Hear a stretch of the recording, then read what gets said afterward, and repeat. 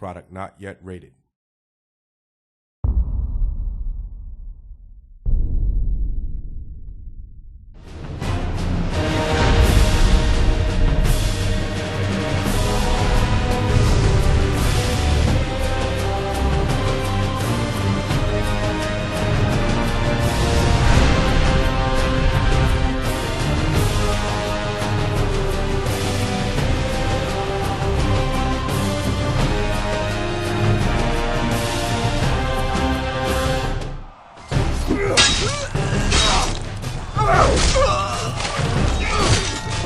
Hey there, I'm Dan Toofs, a designer from the Creative Assembly, and I'm going to be taking you through a video preview of the Britannia Campaign, one of the 4 brand new campaigns in Medieval 2 Total War Kingdoms. Britannia is set in the year 1258, a time when England, led by King Henry III, was the dominant force within the British Isles. However, England has faced a growing resistance to their rule, not only from the lands that they have conquered, but within their own ranks as well. Expansion into Wales and Ireland has left their forces spread thinly across their provinces, leaving their borders exposed to attack. The Welsh, inspired by their self-appointed King Llewellyn, waste no time in rising against the English.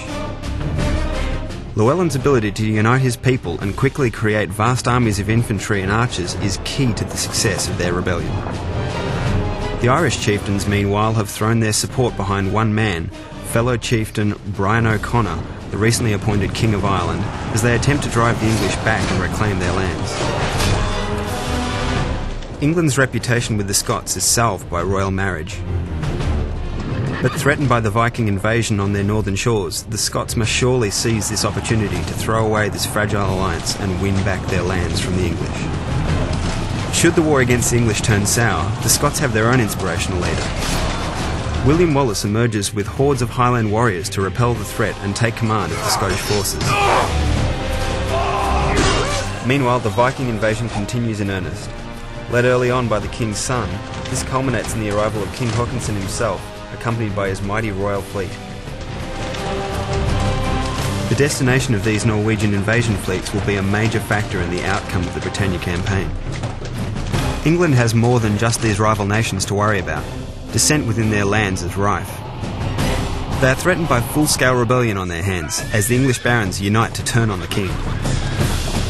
Loyalty within the English ranks becomes crucial, as Simon de Montfort rallies together this barons' alliance, recruiting any general with wavering loyalty to their cause against the king. Rival nations can even work to support this uprising at the barons' request, to provide the platform for the alliance to grow and ultimately create another thorn in the side of the English. Whichever nation you choose to command, the network of forts built around key strategic points throughout the British Isles will be crucial to your military success. Seize a fort in an enemy region and the effects of your presence can be devastating to your enemy's prosperity.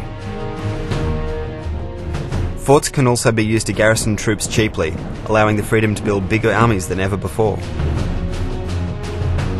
You can then take these armies into battle where they can command reinforcement armies for the first time. Will you steer the English through this turbulent period of rebellion and unrest to expand their superiority over Britain? Take command of one of the conquered nations and rise up against the dominant force of the English. Or perhaps you'll take control of the invading forces of Norway and sweep all Britannia aside under the wave of your Viking hordes. There are no empty rebel regions to act as a buffer between the rival nations. So you must choose enemies and allies quickly and decisively. The scene is set for a fast-paced campaign featuring 5 warring nations equipped with huge armies in a bitter struggle to claim the lands of Britannia as their own. That concludes this preview of the Britannia Campaign. Join us next time as we continue to guide you through the 4 new epic campaigns that make up Medieval 2 Total War Kingdoms.